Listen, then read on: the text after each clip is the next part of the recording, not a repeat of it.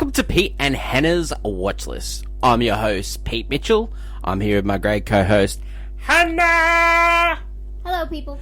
Hannah, we're here today for AFI Top 100. We revisit the 10th anniversary AFI Top 100 movies, and we're here for movie number 86, Platoon. But before we begin, let us tell the listeners and the viewers what they should do. Pretty please leave a like and subscribe to the channels. And leave a comment down below your favourite AFI Top 100 movie so far. What an exciting week we have next week. We have the Oscars, and fitting with the AFI Top 100, we've got a Best Picture winner here today. Ah, yes. Next week we'll be doing our review of the Oscars. We'll do a podcast, but we'll also do a live show on YouTube and TikTok, simulcast right after the end of the Oscars. So it's unusual for us because we normally don't watch the Oscars live, so we'll have to watch it live this year. So You hate watching it live. Yep, true. Someone likes to fast forward so he doesn't have to listen to the speeches and sometimes most of the gags because they're terrible. Yeah, true. But yeah, so yeah, we've had a great week this week. We've reviewed Dune Part 2, and yeah, so Sand. love it. Love the sand. But we're here today for movie number 86, released in December 19th, 1986, Platoon. Down 3 spots from the original AFI list. It was number 83. Have you seen it before? No.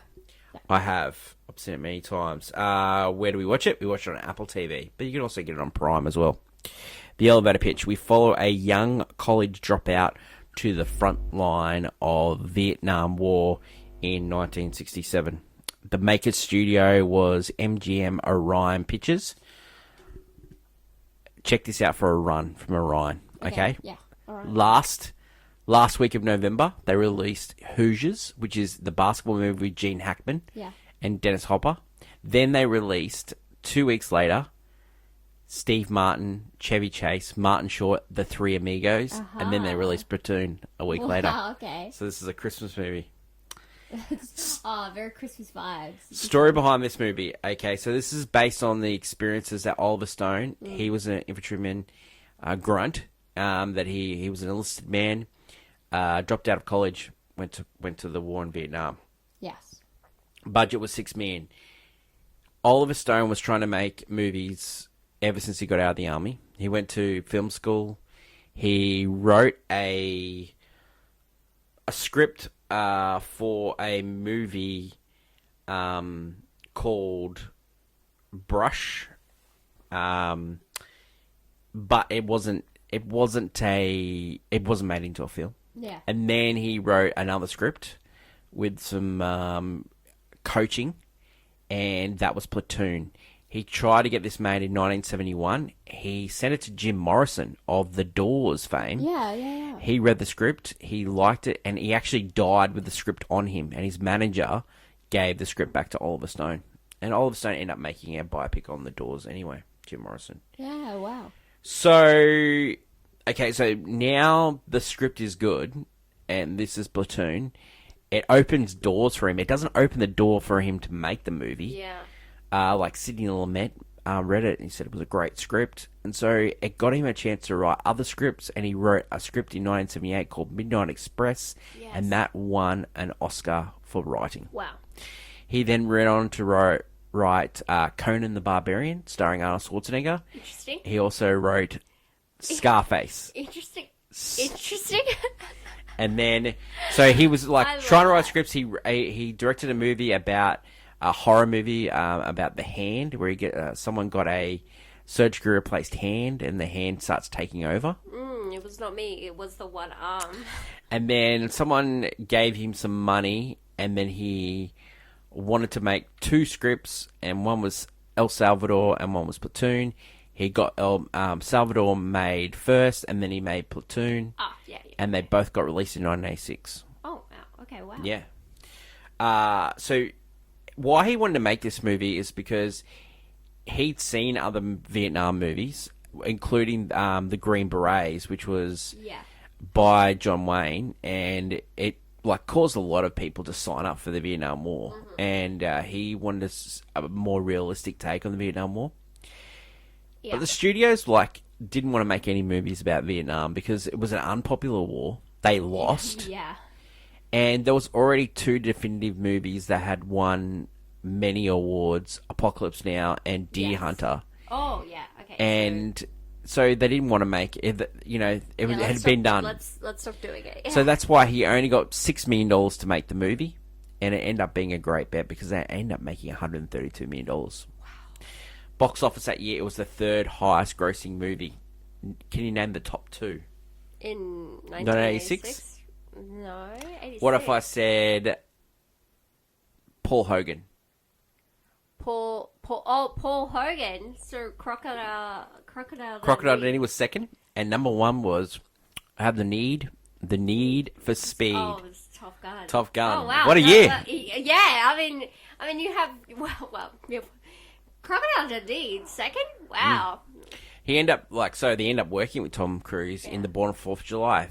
He made 3 movies about the Vietnam War. He made Platoon. He made Born on the 4th of July. And he made Heaven and Earth. The 3 movies about Vietnam. Yeah, okay. He took 54 days to film in the Philippines. They did a real boot camp with noted military advisor Dale Dye. Dale Dye, he was in many movies. He was a Vietnam veteran. He was a good friend of Oliver Stone. He worked on many other war movies. He also worked as an actor for Oliver Stone in a little movie I like to call JFK. Yeah, okay. This movie was produced by Arnold Coplandson. He produced The Fugitive, Seven, and Devil's Advocate. Yeah. Oh, incredible films. Banger, banger, banger. So what did Oliver Stone do? So he wrote Midnight Express, like I already said. He also wrote and directed Born on the 4th of July, Wall Street, Natural Born Killers, Any Given Sunday, Alexander, which I stand for. I love Alexander, and JFK. Actors. The actors in this movie. William Dafoe. Wow. I love Dafoe. I love Dafoe. How good is Dafoe? I just love seeing that guy. Godspeed Spider-Man. He was nominated for Best Supporting Actor in this. Tom Berenger, who we'd seen in the Ridley Scott movie Someone to Watch Over Me. He was also the guy that played Sniper in the movie Sniper. He also played Jake in Major League, the catcher for the Cleveland Indians. Charlie Sheen, he'd been in a few movies, and Keith David was also in this. Forrest Whitaker, Kevin Dillon, many people in this movie. So many people. For me personally, it was seeing people I know as aged older actors, because I've known them from 2000s on movies. So seeing this is like, oh, they're young. They were younger people. They definitely were. So the critics love this movie. Roger Ebert said, normally war movies glorify war, but if you watch this movie, it does not glorify it at all. Pauline Kael, although popular, Stone romanticized the craziness, and he really got off on showing the craziness. Okay. Also, there was a negative, the depiction of black soldiers, because none of them were in a position of power, and a lot of them were seen as cowards. Oh, yeah, I see that. Okay, yeah. That was weird. Awards won. So this movie had won Best Picture, Best Director. It didn't win Best Supporting Actor because Tom Berenger and William Dafoe were both nominated. It also didn't win for writing as well. That went to Hannah and His Sisters for Woody Allen. Oh, yeah. Okay. Awards that they should have won. I would say William Dafoe. Michael Caine won it that year for Hannah and the Sisters. But I think William Dafoe, it's absolutely amazing that he hasn't won for... William Dafoe hasn't won? Nope. Hasn't won. Wow, that's weird. Yep. That's weird. He's one of those really great actors you'd think would have won one. Okay. No. Okay. Reaction to the film recently. Rotten Tomatoes, 89. Letterboxd 4. Yep. IMDb 8.1. Yeah. Anything written about it recently? There was a great podcast that came out last year. It's on the Big Picture feed. on Spotify. And it's about Vietnam in the movies, and it's called Do We Get to Win This Time? Great insights, not only into Platoon, but Green Berets, Apocalypse like Now, the Deer Hunter. Yeah, really good. Vietnam and pop culture, really. So if you haven't listened to that podcast, you can get on the Big Picture feed on Spotify. Hot take. Each week we give a clickbait take on Thursday our movie news, and we also like to do it on AFI Top 100. Yeah. This week, what is your hot take, Hannah? No, I would like you to take the reins. I don't really have one. I think this movie, I don't know. Like, I would say, out of a lot of these movies, I've heard of Platoon and heard of some of the stuff, but not really. It's not as pop culture-fied as a lot of all these other top 100 movies. And watching it, I was actually just, surprised at the fact that, this is just, I thought it'd follow a lot of the same tropes as war movies, but while it follows the funnel, it's a bit different.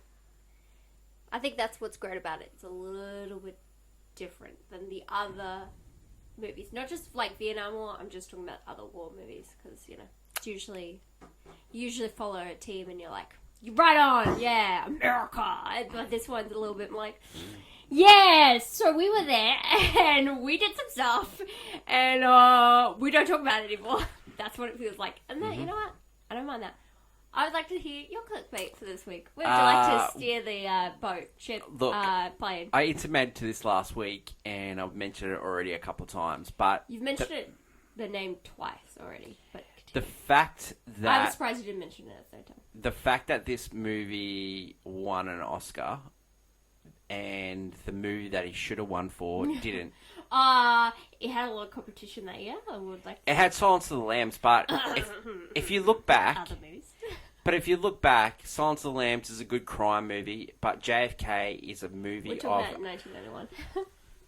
92 Oscars. It was an amazing movie. It's a triumph, and it broke him. Like seriously, JFK. Oliver Stone's JFK, starring Kevin Costner. You think it's his best work. It's his best work, and it should be here over Platoon. Yeah, for sure. I think this should be on the AFI Top 100 list.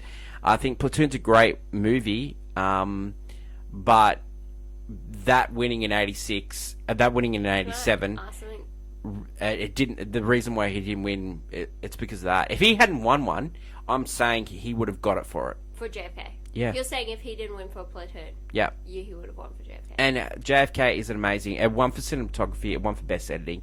The way it's put together is just unbelievable. The recapping scenes in black and white. Oh my god! The actors that he gets in here, well, they do like Gary Oldman. Can I just say you could have mentioned it when you were saying movies he's done about Vietnam War. They do mention that he said Vietnam War in JFK. I was surprised you didn't say that.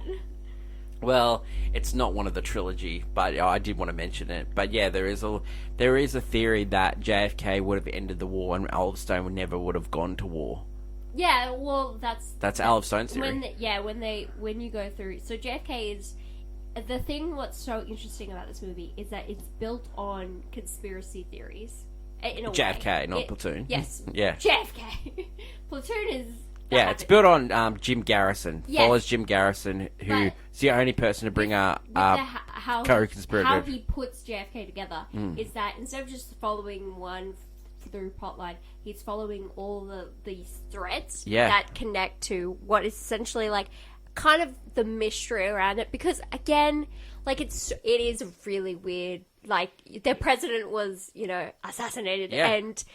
Like by not all government, crazy. But he was a known worker for the. But also, it's just like not all the facts have been laid out to the public, and so of course people start speculating. Like, I'm sorry, you had Abraham Lincoln's assassination was cut and dry, and that was back then. Yeah. That's like we know who did it, we know why, done. We're over that. And now you're like, but JFK was a filmed event, and you're still like.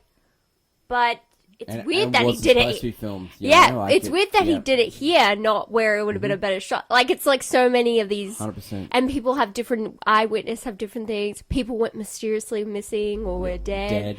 It's like, I love that he built it and he wove it together. Before his time, because now we have conspiracy theories about all about stuff. everything. But I think Oliver Stone was before his time. The way he presents JFK is the best scene in the movie is when Donald Sutherland, Kevin Costner, and they just cook for 12 minutes. That's your favorite scene, right? And it cuts in like Dale Dials in that scene. He plays General Y.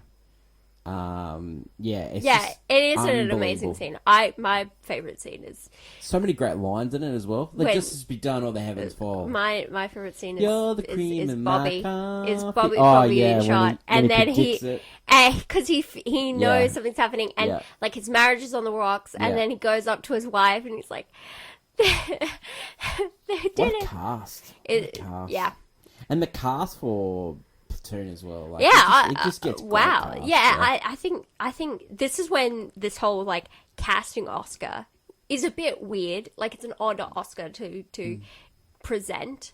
I love it for casting agents. I mean, they definitely deserve something. The casting of JFK is just a leap. When you go back in time, Jack you'll Lemmon, see Walter Matthau, Ed Asner. I would definitely say JFK would have won an award for casting. Yeah. And Michael Rooker, Wayne Knight. Platoon, because you're talking about these actors. Laurie Metcalf. Like, you have all these great people in it. Sissy Spacek. Try to bring it back.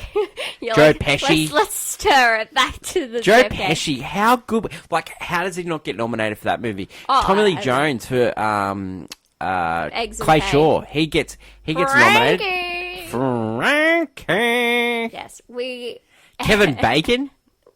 Kevin Bacon is pretty good at it as well. Oh my god. The President Bartlett is also technically narration. Yeah. Oh my god. Speaking of narration, like Charlie Sheen narrated in this movie, but Martin Sheen also narrated in Apocalypse Now as well. The Sheens. Yeah. Is Apocalypse Now on this AFI to 100? I don't think it is. Weird that Platoon makes it, isn't it? Like, out of... Keep talking, I'll just have a look. Yeah, because I was just thinking, it's like, how many war movies, especially America, there is a glorification. But Forrest Gump's on the list. Yeah, but it's so odd to put Forrest Gump. Saving Private Ryan's on the list. Yeah, I know Saving Private is on the list because that's definitely...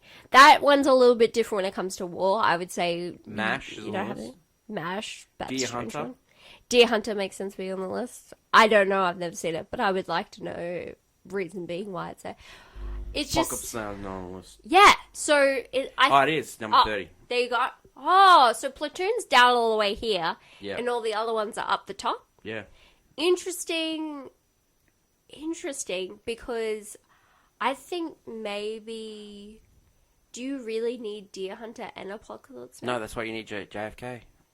Because Platoon, unless I would like to go back on Apocalypse Now, like I haven't rewatched it in a while, and then I would like to see Deer Hunter. But you don't need to. But that's the thing. I don't think we need that many. Don't need Platoon. I you don't need think, JFK. Yeah, okay. You need JFK. I don't know. I liked Platoon. I liked the fact that it was a little bit. Which do you prefer, JFK or Platoon? JFK. Yeah. Anyway, because I think it's a better. Amazing. Structured movie because I think it's just what would you be rating for JFK? If I was rating JFK, it's like an all-time classic. It's a really impressive film.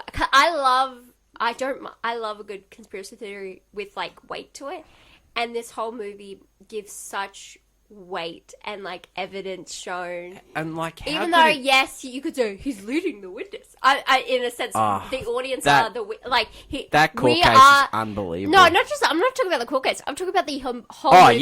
Yeah the audience are being led to believe, like, because again this movie came out before the internet, right? So we're talking about the fact that if there were conspiracy theories before, they upped the ante because again it feels factual. If you don't know anything going in, it feels like, oh, this is making a lot of sense. Is this real? Like, I cannot believe it. And I love that aspect of it. Like, he made a movie about something real based on not so real facts, and then completely changes your opinion. I just can't get over that Kevin Costner, how good he is in that movie. Yeah, And he wasn't even nominated. He wasn't even nominated. That's so weird. I don't know. I know, like 1990. And like seriously, how does Anthony Hopkins, who's in the movie for like 8 minutes, gets nominated for Best Actor? Wait, he's Best Actor? I thought he'd be supporting. No, Best Actor. What? The actors. That's a category for all. That doesn't make sense. Yeah. I get him winning. I don't get actor. I don't get him winning. I get. Oh no, because I think we. Well, this is who's nominated that year: Warren Beatty for Bugsy, fine. Robert De Niro for Cape Fear. Wait, he's good Nick at Cape Fear for Prince of Tides, and Ron Williams for The Fisher King, mate. I don't think that's a good year. I don't think that's. That's where Kevin Costner should have been. I'm sorry, yeah, 1991. That doesn't sound like a great year. Personally, Well, let's have a look at the Best Picture nominees. I'll tell you. Let's have a look at the Best Picture nominees. Ready? I know what one of them is, and it should have won. Okay, so Silence of the Lamb won. No. So, Best You Picture know nominee. what mine is. Bugsy. No. JFK. No. Prince of Tides. No. That's it. No. Beauty and the Beast. There we go. That's No. what should have won. 100%. You know why? Because why is it there, Peter? Why is it there? I'll tell you what. Why is it there? You know what? Because they don't have a category for Best Animated Feature. They don't have one until 2001 when Shrek comes out. JFK was a movie that actually reopened the case. Beauty and the Beast What is is it? Disney's best work. It's a movie about a beast. It's a timeless classic. That's enough talking about JFK. How crazy is the animated feature from Disney? Well, it's not on the list.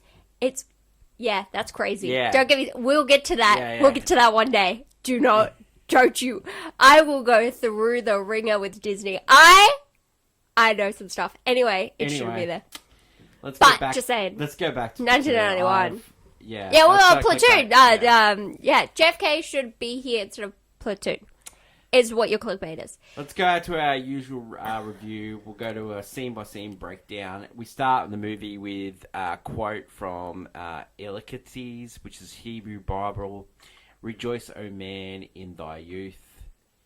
But then we go into plane of soldiers getting off the plane and bodies being put on the plane. Yeah, kind of like a swap exchange. Welcome to Vietnam. You can see some people like leaving and looking like dead in the eyes, and Sheen's like, what have I got myself into? 1967 Vietnam. They're actually on the border of Cambodia.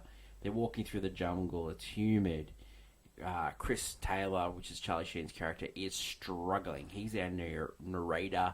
He's writing a letter back home. His pack's too big. Grandma. Everyone's, riding back to his mum. He's harking back to the fact that his dad was in World War II and his grandpa was World War One. Yeah. He just wanted to do his thing. He dropped out of college.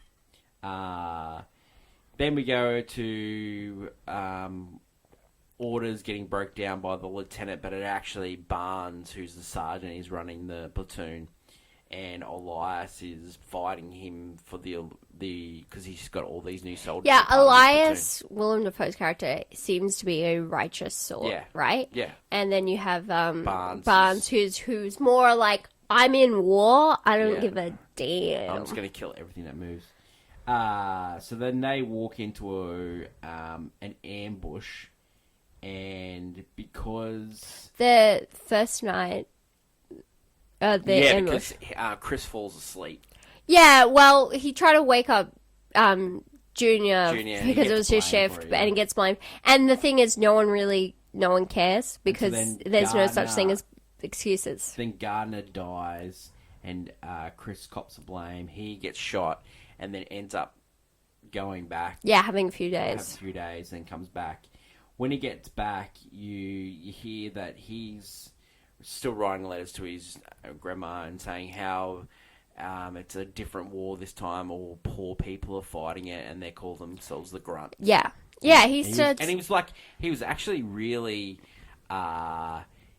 he really envies them. He's just so he's so proud of how these guys are. Yeah, he's a part of it. He's like a rich kid, you know. Yeah, and that's when he starts to explain that to some other soldiers. When he gets back, they're digging in a latrine. They're hearing the Good Morning Vietnam in the background. The Robin Williams ended up playing that character. Morning. He tells the boys he actually volunteered. He didn't get drafted.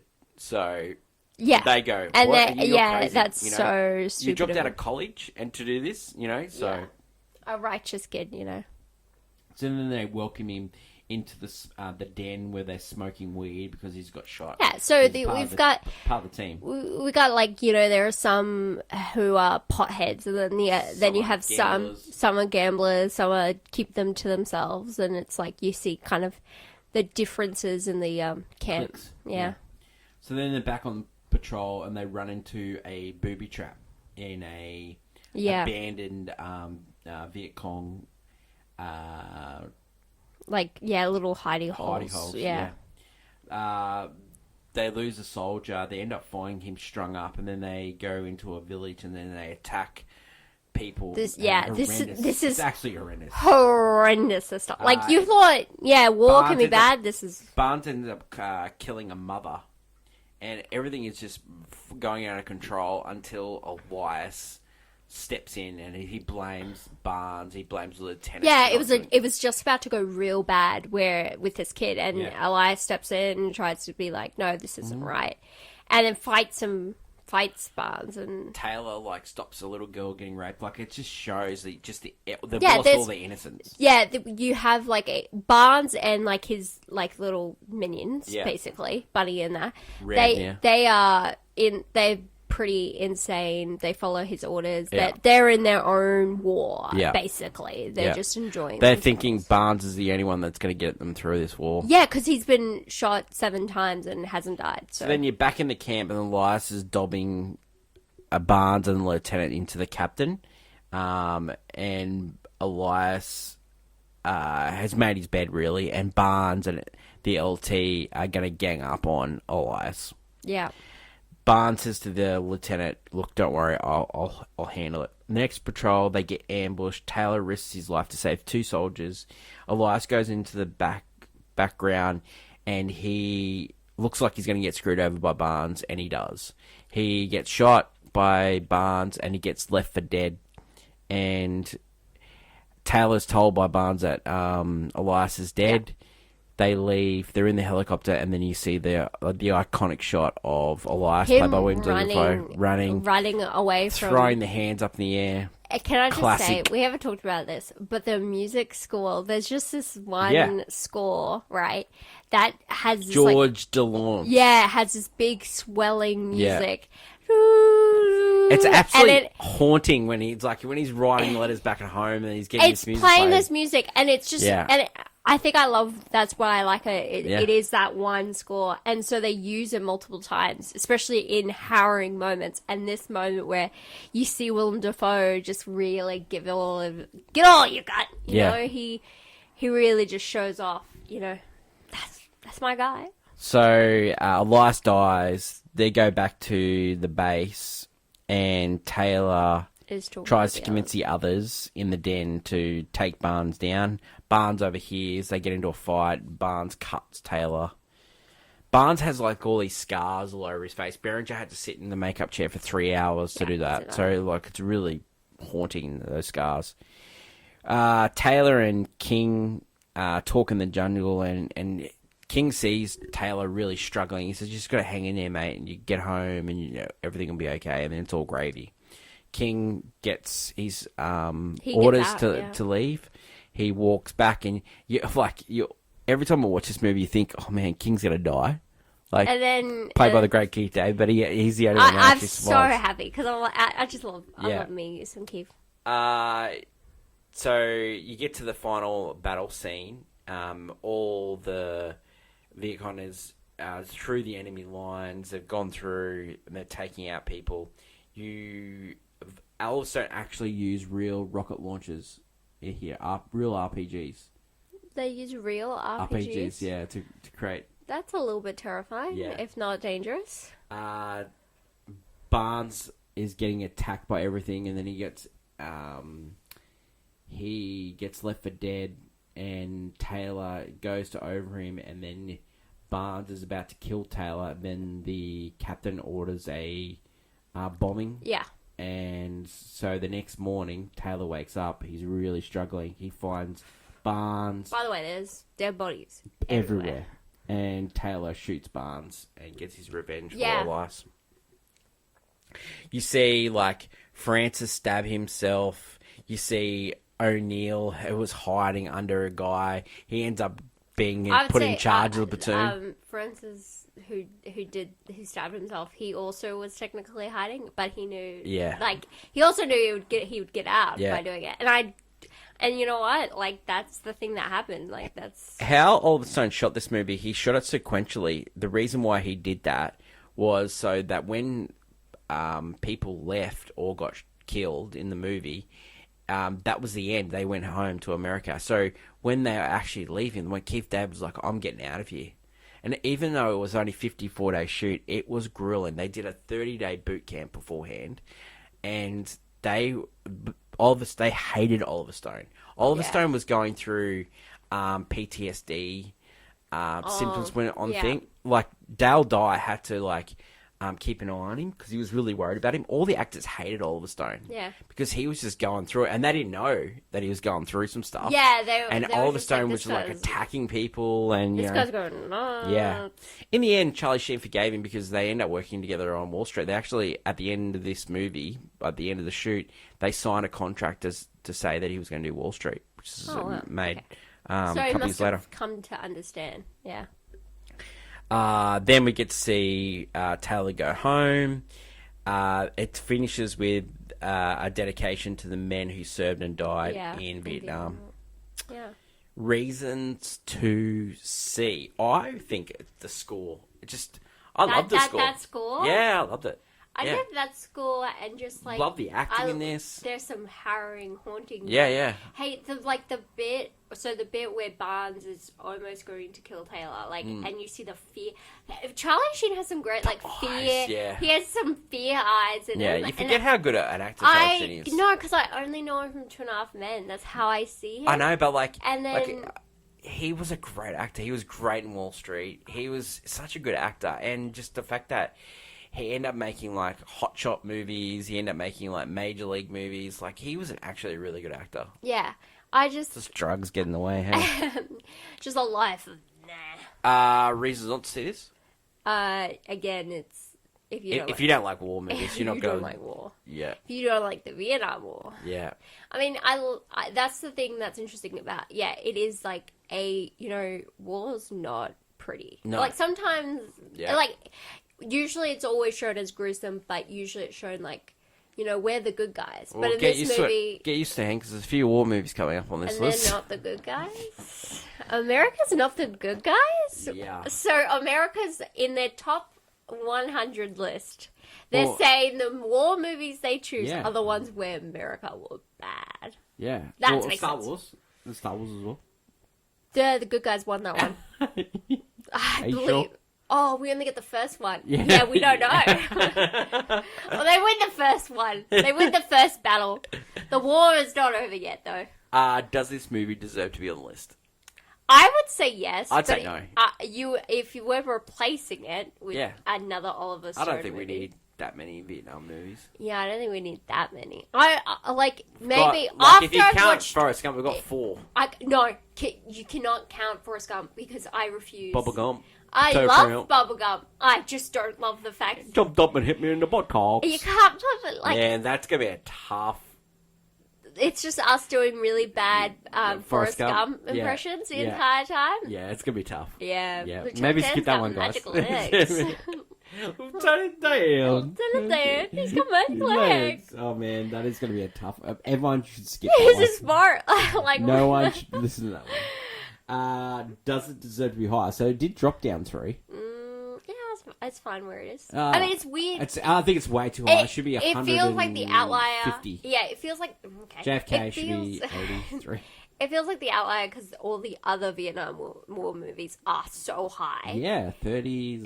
And this is all the way down here. It's like Forrest Gump's 78. again, it's a second thought. It's not supposed to be here. I think they're going for Oliver Stone. They want to put you need an Oliver Stone movie on there. So I think if Wall you go, Street, I reckon. Nah, JFK. What am I saying? Would you buy this on Blu-ray? I actually would. Yeah? I actually would. 100%. Yeah, the way it's shot, the sound. Oh, man. That sound. Yeah. Haunted. And the war scenes are actually quite... You could They're tell intense. you could tell they're made by a guy that was there. I was like struggle, like when they're talking around and then walking. I was like, oh yeah, and then war happens. And it's like that whole like there's like that it's that I know. I was thinking, why do I know this music? And I know it because it's used in memes. Yeah, and it's like the Vietnam flashback, but when you're thinking of something else, like Taylor's song, well, the song you want, or something. One that's the in the Simpsons episode. Not that. With the, I was just thinking about the pill song. Okay, with I know the, where your mind went. No, that one song. That's when they drink the hippie juice. Yeah. But I would say this movie is probably where the idea, I like the Nam flashbacks really hit, like that music. Would you watch this movie again? Would I watch it? Yeah, I don't know. If someone put it on or if it was on, I don't mind it. I don't watched it a few times. Yeah, it's good. I just won't. I don't necessarily pick the war movie. Yeah. Rating for this one. Where would you put it? Golf clap or banger? I don't know. It's not. It's weird because it's. I'd say golf clap. Yeah, it's a really well done movie. Yeah, it is. Really brilliant war movie, but I just I don't know how unique, I guess, from the other ones. I think it comes down to the fact that this is not the flashiest one out of the lot. I think this one might be the lowest budget, is less flashy than the other. You can tell it's made for $6 million. Yeah, I know. I was thinking when you said it to me, I'm like, oh, you know what? Some of these choices that were made in the movie make sense. Yeah. And then I'm like, okay, yeah. That's it. Yeah. That's it. That's it for the show. We talked a lot about JFK. Yeah. You want to still talk about JFK? Sure. Okay. Who did it? Who did it? The mafia or the FBI? I don't think Lee Harvey Oswald had anything to do with it. I don't mind if he's there. No, I don't think... There was a trio of shooters. I don't mind that. I don't think you... Have you heard of the umbrella guy? The guy with the umbrella, he had a gun. Well, what about that documentary we were watching in the States where they thought it was the Secret Service guy? Yeah. Service guy. I mean, the light of fire. Yeah. You know. Whoa. I know pigeons. Whoa. Yeah. He was meant to protect the president. Can you take a bullet for him? I think what we should do is we should do a poll on our channel and see if people want a JFK episode. If you do a JFK episode, we gotta do something fun. We gotta do a Speed Racer episode. No, we can't because you hate Speed Racer, and it'll be the entire time me defending the greatness. Next week on AFI Top 100, movie number 85, and it is A Night at the Opera. The Marx Brothers. That is such a different turn. Yeah. That is such a different turn. The last couple of weeks have been heavy. And they go up and down. We need it. Yeah. We went from swing time. Well, we had to Bring Out Baby, but 12 Angry Men and Platoon have been a bit heavy. So Night at the Opera. 12 Angry Men is not as heavy as Platoon. I don't know. It's pretty, oh my god. It's pretty intense. 12 Angry Men. But that movie went for 2 hours tonight, and yeah, it was good. It was good. Yeah. I enjoyed it. Now we get slapstick humor. That's and I'm going to enjoy that too. Thanks everyone for listening and watching. What a big week on the channel, and looking forward to next week as well, Hen. Anything else to add on this show? War. Yeah. What is it good for? Absolutely nothing. Oh my god. Sorry, people. War. That is it for today's show. We look forward to watching A Night at the Opera. You can get it on Apple TV and Prime as well. I think there's a copy on YouTube if anyone doesn't want to pay. Just let you know. Thanks everyone for listening and watching. Long live cinema. We'll catch you next week for the live show on YouTube. Simulcast on TikTok. Until then, bye for now. Bye.